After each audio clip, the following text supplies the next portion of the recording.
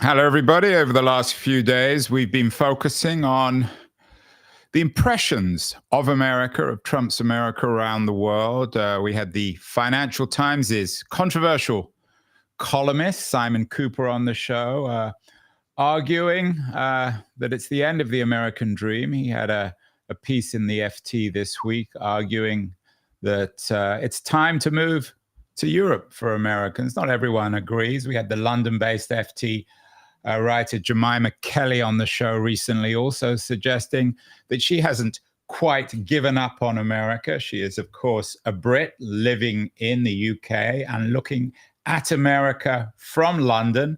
My guest today, another old friend, is Jason Pack. He is the host of the excellent Disorder podcast. Jason's been on the show lots of times before. He's an observer of the world's early 21st century disorder, and he is an American living in London. So I'm thrilled that Jason is back on the show. Jason, did you have a chance to look at Simon Cooper's piece? Is it time for Americans to move to Europe? You've already moved.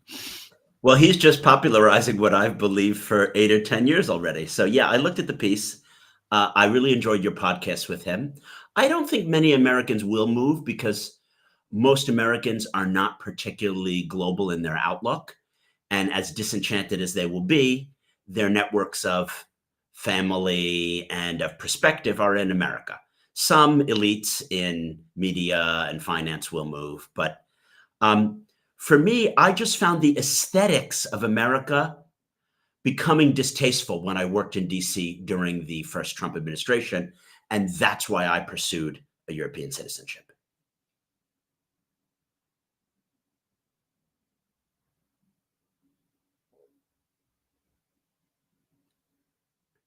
Andrew? Jason, it's interesting that you choose the word aesthetics. Two thoughts on that. Firstly, America has never been distinguished for its aesthetics. People never came to America for aesthetics. It's never been a particularly beautiful country, a very dynamic place, a very powerful place. So why did you choose that word aesthetics? Because for most upper middle class Americans, life under Trump, particularly if they're white and heterosexual, will not change tremendously.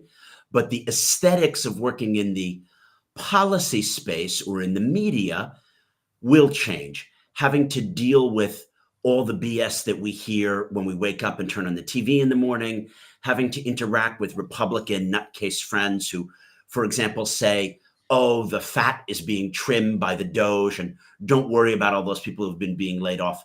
The aesthetics of it are ugly and mean. And I have found among some Republican colleagues and friends of mine that they love the vileness of this dog-eat-dog aesthetic. Yeah, it's an interesting way of putting it. And I understand exactly what you're saying.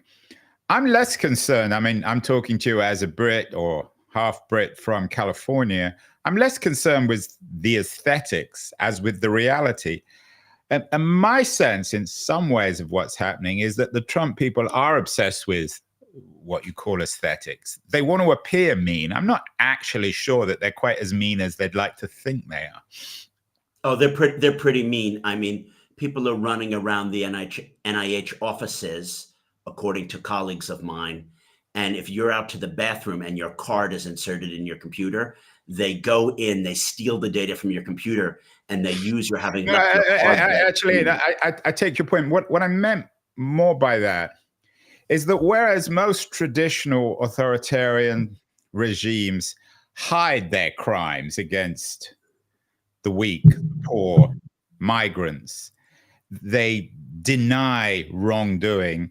My sense of the Trump regime, or certainly a lot of the people involved in this Trump administration, is that they actually exaggerate it because it gives them pleasure and it somehow benefits their brand. I'm not convinced that they're quite as bad as they'd like to think they are. Oh, I agree with that.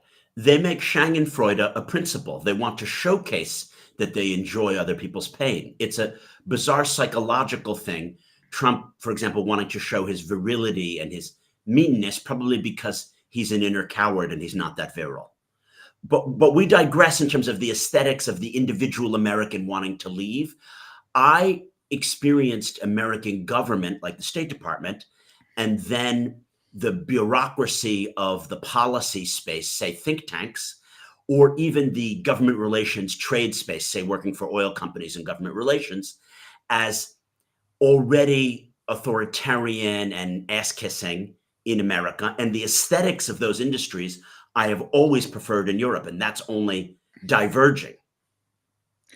One of the things that always struck me about Washington, D.C., it was always uncomfortable as an imperial city. It always has been since the end of the Second World War, with America dominating the world as being one of two, or perhaps the only superpower in the world. But Washington, D.C. seems to always have been uncomfortable wearing its imperial mantle, cloak, in comparison, I think, to cities like London or Paris. I wonder whether, I'm not sure how much time you've spent back in America since Trump came back to power. I wonder whether, in that sense, DC is trying to catch up with London and Paris. I actually was giving a briefing in Congress to staffers of the House Foreign Affairs Committee only 3 weeks ago, and DC seemed post-apocalyptic to me. Many of my favorite restaurants were closing.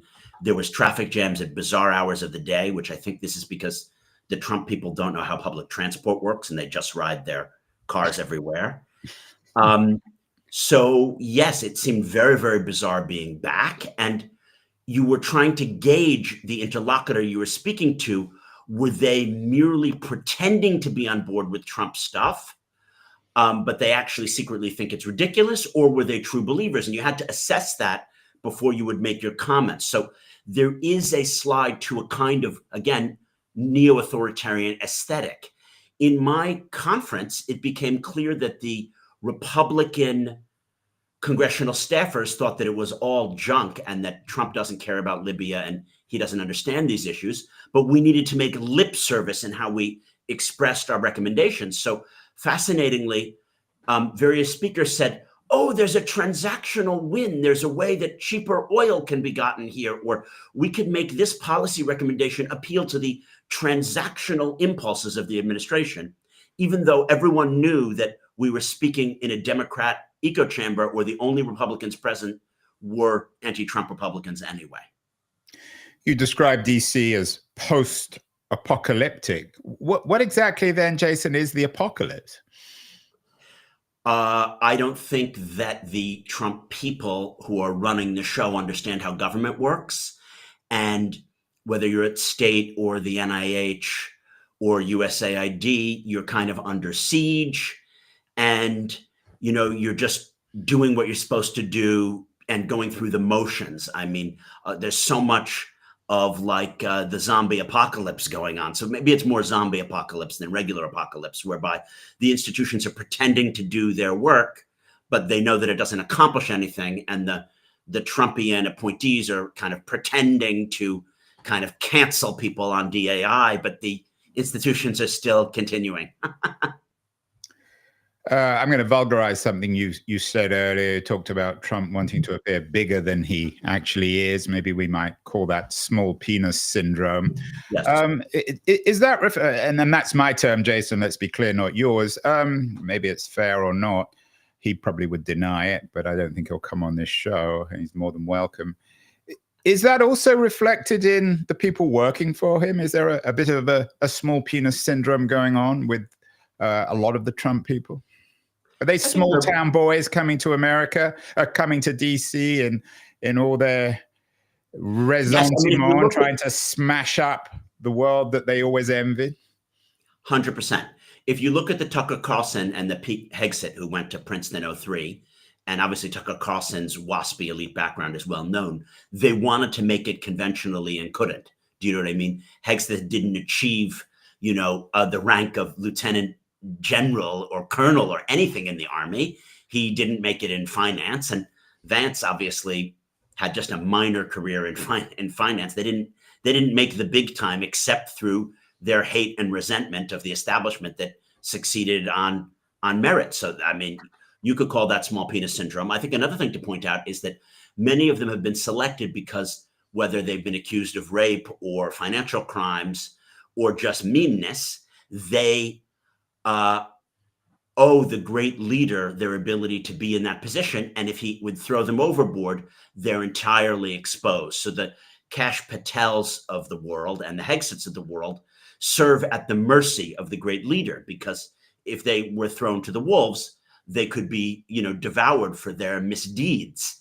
And I think that makes it a place where it's all about loyalty to the boss. But maybe we could pivot to the initial topic about how I think Europe is a place where you can reinvent yourself as an individual now, certainly in the political and ideology space. And America really hasn't been for much of my lifetime. Yeah, it's interesting. And this is how actually our conversation, you're a much better podcast host than I am, Jason. You're reminding us of the real conversation rather than getting led down one Trumpian byway or another. I did a show recently on why I still believe in the American dream. I was interviewed by my friend David Masciotto, another old friend of the show. And I suggested that I originally came to America to reinvent myself. And that's always been the platform with which Europeans have come to America. You're suggesting that perhaps the reverse is true now. I really enjoyed that episode. I thought you were a great guest and he was a natural host. But I realized how it wasn't speaking to me. Many of my European friends who work in law, finance, tech, startup, they finish their degrees in Italy or in England and they move to America. And that's where they raise venture capital and they go on the exact success trajectory that you explained. And they fetishize, oh my God, when my green card is going to come through, I'm going to have this big party. That never resonated with me because America was never a land of opportunity for me. And it hit me in hearing your podcast that that's because what I've aspired to is to work in government/think tank or to be a professional expert. And if you don't ally yourself with one of the major political movements, you're always branded and you can never move ahead. I'll give a few examples if you're interested in the way that my trying to be in the center has meant that I could never find a place in America. Absolutely. So you're suggesting that that your quote unquote American dream could only be realized in Europe. 100%. So I moved to the Middle East to serve my country after the 9/11. If Gore had been elected president, I likely would have joined the Army or the Marines or something. But Bush was president, and I knew I needed to do this on my own. So, I lived in Beirut. Then I went to Iraq. Where did you graduate from, Jason? I graduated from Williams in 2002, but I was changing my studies as soon as the 9/11 happened. I stopped my senior thesis in biology and I pivoted to doing the Middle East. I thought the Middle East was going to be the next big thing. But I didn't realize that if you wanted to do it your own way, for example, living in Syria prior to working in government, then you couldn't get those security clearances. But in the UK, that's not really a problem. If you go to Leeds or Oxford and you got sent to study Arabic in Syria, you can work for the UK government, but not in America. If you went and did that your own way, your loyalties would be questioned. You wouldn't get your security clearance. I got an internship to work at the U.S. Embassy in Muscat, where I fell afoul of my supervisors because I was someone who wanted to speak in Arabic with Omanis and, for example, go to hear prayers at the mosque and really be a part of the society. And I was told, don't do that. And I'm like, but aren't we here to understand about Oman? And they're like, no, it's really important to mostly socialize with people at the embassy. But my British colleagues, they were out there in Omani society. And they were, for example, really participating in stuff because the relationship between the Omanis and the Brits and the Americans is a happy one. That's just a small example. But I want to make the kind of further point, which is that if you want to get promoted in think tank world in America, it doesn't matter whether it's Cato or Heritage on the right or New America Foundation or Middle East Institute on the left. You have to buy in hook, line, and sinker to the party line of those institutions. And if that party line is DEI, as it was at the Middle East Institute when I was there, and you're a white heterosexual male, you're not going to get promoted. And if, for example, you want to then interact with some Zionist think tank like FDD, the Foundation for the Defense of Democracies, I was going to get a fellowship there for work that I had done about monitoring ISIS in Libya, and they had proposed a funding line for my project, which was just technically reading jihadi Facebook posts and monitoring them. And then they did some more research on me, ironically, after we had already signed the funds. And they said, oh, we're so sorry. We're going to have to pull back on this. We're going to have to pay you a kill fee. We're really, really sorry. And I came to understand why that was. And it was because I had advocated that the Iranians should be allowed to get the bomb so that they could have mutually assured destruction theory with Israel. Well, but Jason, I take your point, but everyone has their own narrative when it comes to why their career did or didn't take off and how they. No, but that doesn't happen in Europe. I'm making a contrast. But let me just come back to my argument about America, which is, it isn't necessarily as straightforward as perhaps it first seems. I think one of the reasons why America has always been a great place for reinvention is because of the absence of memory. No, but what I'm saying is they Google you and spy on you, and if you're not within the ideological cadre, you cannot progress at these kind of institutions. Like try to be. Okay, I take your point on that, but thinking more broadly, America is a place where you can. I've done so many different things in this country, from being a scholar to being an internet entrepreneur to being an expert on technology to being a critic of technology to being against podcasts to being a podcaster. And you can get away, and I've failed in practically all of them, if not all of them. But the fact is that it's because people don't have memory, you can keep on doing different things and people won't say, well, how can you get away with this? Last week you were doing X. My sense, and maybe correct me if I'm wrong about London or Europe, is there is much more memory. You can't get away with perpetual reinvention in Europe as you can in the US. And maybe that's because of the fact that in your language, living in Europe with its memory and respect for memory is more aesthetically pleasing. So I'm not suggesting this is as simple as it might appear. I agree with that last point, but I think I'm trying to bring something else out. In spheres like tech or podcasting, there isn't credentialism in America. And therefore, if you're just good at it, you don't need the credentials and you can get going. And you and other Europeans who had great merit, as you do, have benefited from that. And in Europe, you might run up against credentialism, but you didn't work at the BBC, so you don't get the job. I'm making a different point about ideological purity within the very specific realms of, say, working for an American presidential candidate or briefing a policymaker or rising up at a think tank. I have briefed Labor MPs, Lib Dem MPs, and Tory MPs, and they don't ask my politics. I can go in there and get a meeting with Keir Starmer's people on Libya, and they don't care about the fact that I want him to do something slightly different and have criticized him and praised him at different times on my podcast. Try having an influence with some Trump people and then say, oh, well, I really think that I can help you on this Libya policy, but I happen to run a fairly anti-Trump podcast. No, you just can't get the briefing because America is about ideological purity tests and getting your ticket punch in the government and think tank and experting professions. And therefore, it's not someplace you can reinvent yourself. If you're clearly a anti-Trump Republican McCainite, you can't all of a sudden become an AOC Democrat for the purpose of one meeting. But in Europe, you can, because you can be a Lib Dem like Liz Truss and then be a Tory prime minister. And no one cares what my position on these topics are when they ask me to brief Keir Starmer's people. And that's something that I find so fantastic about Europe. Yeah, it's interesting. I mean, you know this stuff better than I do. But isn't someone like Truss rooted in ideological purity? Absolutely not. She was a Lib Dem when she was at Oxford.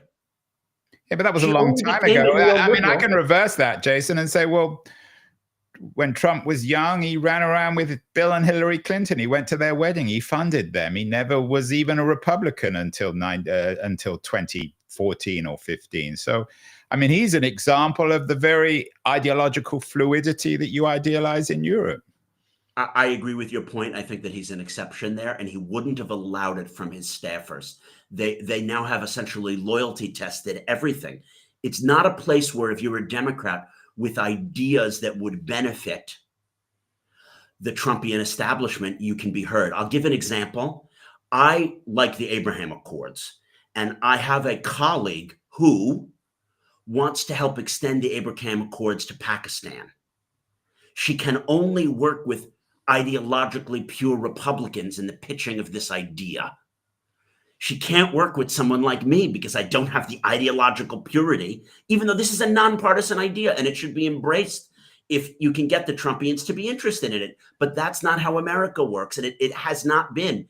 Reagan, of course, if you said that you like taxes, and I'm someone who likes taxes, and I don't believe in the Laffer curve, and I think neoliberalism is a sham, you couldn't be on that economic team. So there are different ideological tests. Trump was never a politician, so it doesn't really he's not an expert like me in the expert class where we've been litmus tested our whole careers. Interesting. Jason, yesterday I was talking to someone who was thinking of hiring me to do a speech in Europe to a business group. And we were discussing the kinds of speeches I could give. And one of the things I suggested was a defense of America, suggesting that we can believe in America and that everyone's wrong.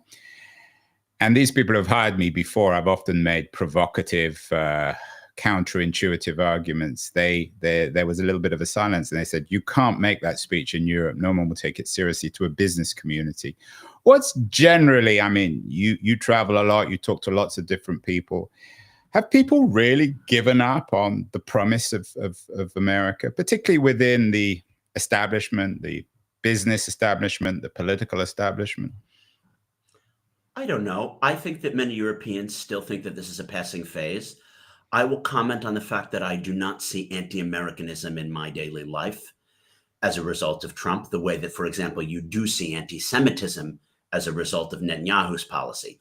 The individual Jew is tarred by horrible things happening in Gaza, but the individual American is not tarred by the deporting and illegal detentions and, sacking of people by Doge, because people in Poland or London or even the Middle East understand that you're likely to not be a Trump supporter, and they're not targeting you as an individual as a result of that. So I think they believe in the promise of America, and they still might like to move to America. But on an individual level, if you want to be a political animal inside the beast of campaigns, rising up to be a David Axelrod kind of figure, America has been a place of these litmus tests, whereas in Europe, I feel that there's tremendous fluidity, because in Italy, they have so and so many political parties. And in Germany, what's the distinction between the SPD at one moment and the CDU and the Greens? And there's a tradition of coalitions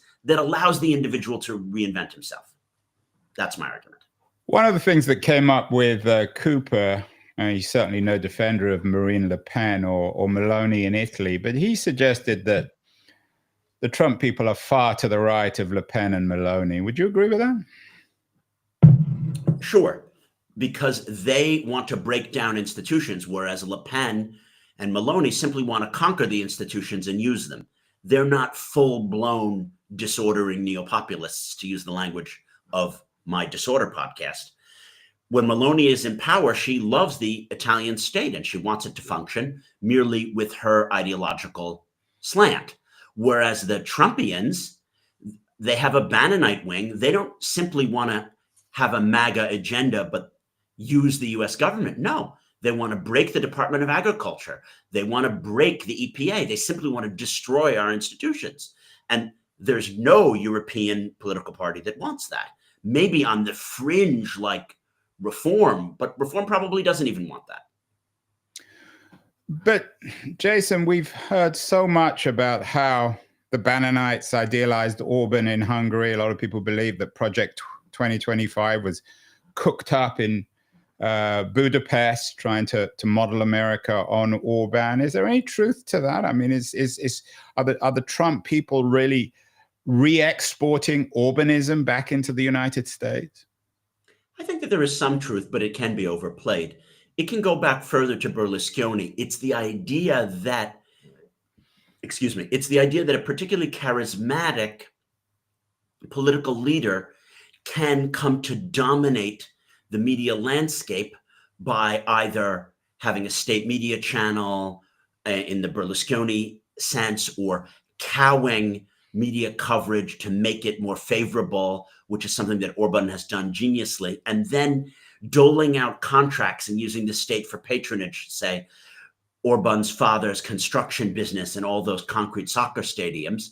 There is an attempt potentially in Trump land to, through an ideological project, cow the media and the checks and balances and have a one-party state with state media. I think it's going to be difficult for them to achieve, but Tucker Carlson and others and Bannon seem to want that. You were on Monocle recently talking about the Pope's death. J.D. Vance, of course, is someone who apparently had one of the last conversations with the Pope. Pope Francis wasn't particularly keen on him. Bannon and Vance are both outspoken Catholics. What's your take on the sort of this global religious movement on the part of right-wing Catholics, and how does it fit in not only to the death of Francis, but perhaps the new Pope? It's a very interesting question. I'm not a right-wing Catholic, so I'm not really in a position. I thought you were, Jason. That's why you always come on the show.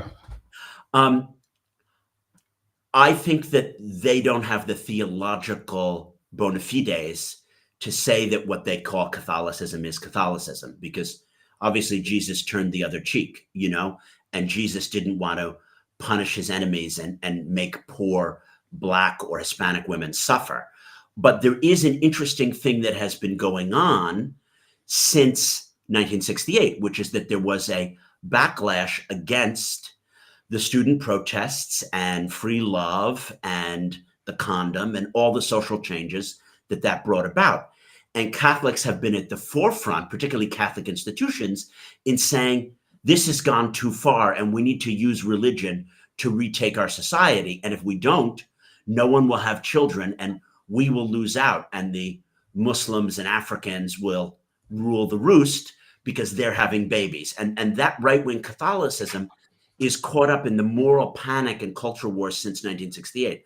What I argued in the Monocle interview that you referenced from earlier today is something quite different, which is that the Catholic Church has a unique kind of authority, and that unique kind of authority can be used to stand up against Trump, Bannon, Orban, and other neopopulists in a way that, say, Mark Carney or Keir Starmer cannot. Because if Mark Carney and Keir Starmer say, you guys are not sufficiently correctly American and you're not following the American laws, blah, blah, blah, the kind of Americans who support Trump are not convinced by that, because they say, these are just, pinko Brits and Canadians. I don't even care about Mark Carney. But it's quite different if the next pontiff is someone who comes not only from the school of Francis, but maybe more so is a great communicator vested in the real doctrines of the church, the Lateran councils and Vatican II, and can say, actually, this given thing that Trump has just said is not in line with the principles of Jesus. It's not in line with what the Vatican has said about, for example, migration or social equity. And I find that is a unique opportunity, because even the right-wing Catholics have to acknowledge the Pope and Christian doctrine and the ability of the Catholic hierarchy to say, this is not in line with our teaching. So I think there's a very interesting opportunity right now. Perhaps. So that brings to mind Stalin's supposedly famous remarks to Churchill at Potsdam when they were talking about the Pope. Stalin said to Churchill, the Pope, how many divisions does he have? In other words, it's all the ideology and morality, and ultimately it doesn't really count. It's the kind of thing that perhaps if some of the Trump people were as smart as Stalin, they might make the same remark. Except that was a physical war, and the Pope didn't have divisions to sway the battles in World War II. But this is an ideological or an influence war. And the Pope, if you've just seen from media coverage over the last week, is someone who has tremendous media influence. And I do think that the new pontiff could, if he wanted to, stand up to the moral underpinnings of Trump and pull even the most right-wing Catholics away from a Trumpian analysis of what religion is supposed to be about. Because Jesus didn't say, punish your enemies, don't turn the other cheek, and own the libs. Jesus said something quite different than that, and it will be the opportunity of the new Catholic leader to point that out. Yeah, I'm not sure if you've seen the movie Conclave, which I was have. very prescient, made by my dear London friend, or at least they're produced by Tessa Ross at House Productions. But I wonder in these new conversations whether in the debates about who should the new pope be, they'll mull over TikTok presence. I hope they will. And I want to point out something that many people probably are not aware, which is that the College of Cardinals that constitutes the conclave does not have to pick one of their member to be pope. For the last 6 centuries, they have always chosen one of their own number, but they don't have to. So they could choose someone who has not only an ability to make great TikToks, but someone who can put forth a vision about climate change, about tax equity, for example, maybe about AI and what constitutes humanity from within the Catholic tradition, but reaching new faithful. And I think that they might actually consider doing this because in places like Western Europe, attendance is down, but in Eastern Europe and Latin America, it isn't. And in Africa, it's surging. So they may want to reach new millennials and Gen Z with a new message, but one which is rooted in their tradition. And I think that that would be a great counterbalance to what Trump and his ilk have done to how media coverage plays things like climate change and migrants these days. Speaking of Trump and his ilk, Jason, lots of conversations here about the first cracks in his monolith. Speaking to me from London, I always look at the front page of the Telegraph, a conservative English newspaper. I refuse to give them money, so I never actually read any of the pieces. But I'm always curious as to the traditional conservative media attitude to Trump. What do, not so much the Conservative Party, which seems to be in crisis in the UK, but what does conservative media, conservative thinkers, what's their take currently on Trump? Are you seeing a crack? Are people seeing this guy's absolutely insane and that the tariff policy is going to make all of us, everybody in the world, poorer? Well, Trump has always been a vote loser in the UK, so that even though Farage brags about his relationship, it isn't something that gets him more votes for reform. And whether it's Sunak or Badenoch, and Badenoch is the current leader of the Tory party, which is in opposition, she can't so closely associate herself with Trump because he's not popular in even right-wing British circles.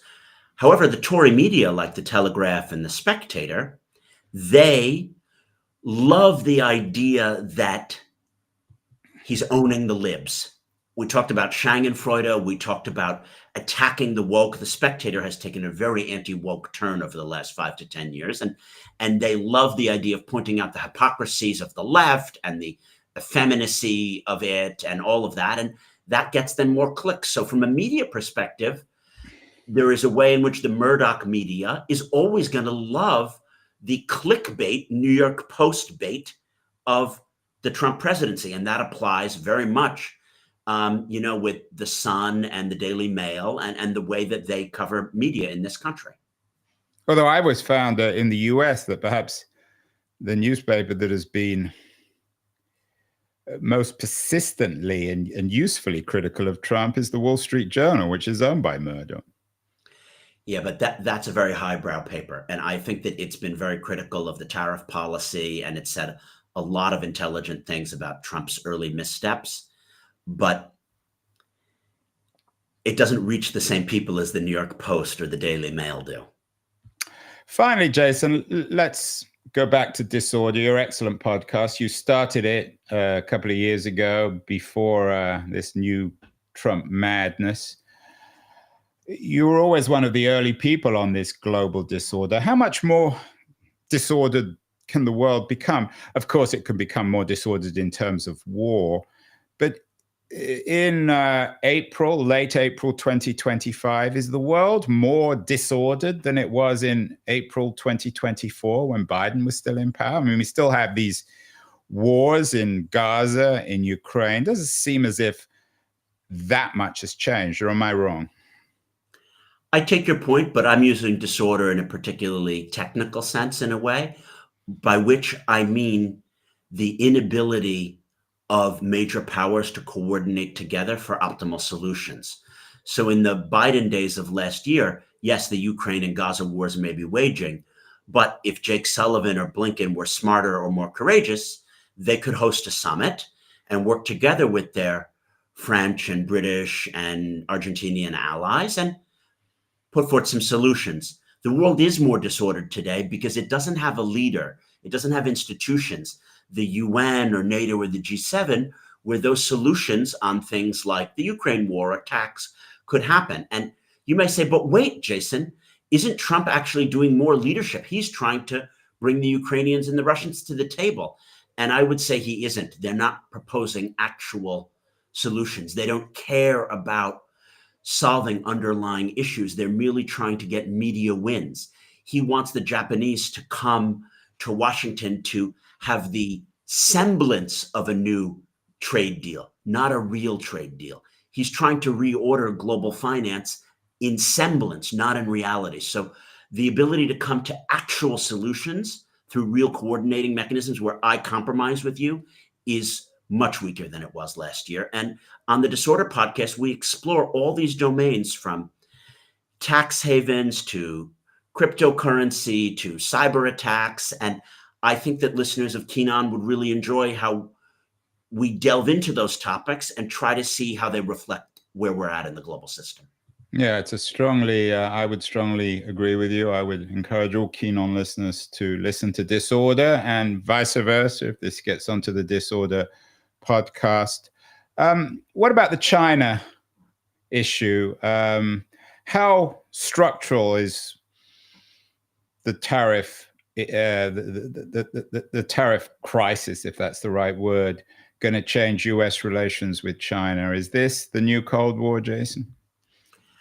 I'm not an economist, but from what I've been told by the economists I've interviewed on my podcast, it's absolutely, completely game changing, because whether it's a Apple iPhone or, most pieces of manufactured kit that you purchase or inputs into American manufacturing, it's assembled everywhere. And the connections between China and America are essential to make the global economy work. And it's not like you can all of a sudden move those supply chains. So this trade war is really a 1930s style beggar thy neighbor approach to things. And that led to and deepened the Great Depression, right?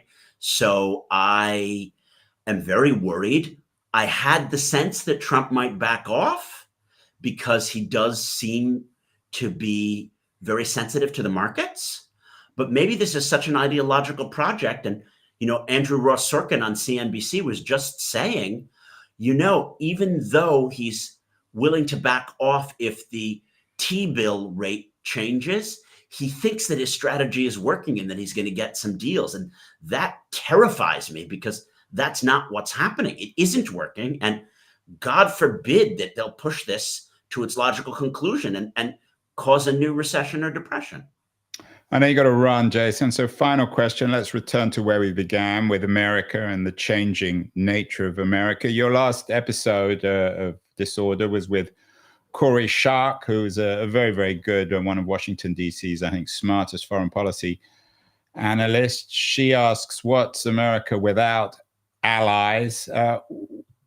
If this continues, what indeed, I mean, you're happy in London, so it doesn't sound like you're coming back, whatever. But what will America become if indeed all these traditional allies, the UK, France, Germany, become, if not enemies, certainly just transactional relationships? What becomes of America without allies?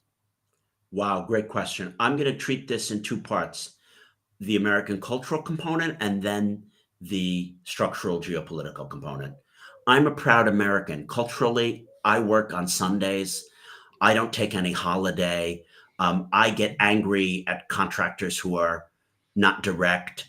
I am going to be American my whole life, and I want an American style work ethic, and I want things to function and the customer to always be right. So I didn't move to Europe to get European stuff in that way. And I think America will still be great at new inventions and at hard work and at all of that stuff. And the NFL will still be a much better run sports league than European sports leagues. Americans are great at certain things. Um, the problem is, what if America's role in the world as having the reserve currency, coordinating the NATO allies, if that's eviscerated, we're just going to be living more and more in the global enduring disorder, as Corey Shaki points out, which is that the Europeans don't know how to lead. They can't step up because they don't have one prima inter pares. And since the decline of the British Empire, the British haven't learned how, for example, to coordinate the Europeans for the defense of Ukraine or for making new missile technologies or dealing with the defense industry. So we're just dealing with a rudderless world. And that's very worrying because there could be major conflict. And then I just have to hope that a new American administration, it could be a Republican one, but I think it just can't be a Trumpian one, will go back to its old role of leadership. I haven't lost hope in America. I've just lost hope in this current administration. Well, I haven't lost hope in Jason Pack. He is an ally of ours at Keen On. He's the host of the Excellent Disorder podcast. Jason, it's always fun to have you on the show. So much to discuss. And no doubt there will be much more over the summer. So we'll have you back on in the next month or two. Thank you so much. Keep well. Stay American in London. Thank you again. It was a great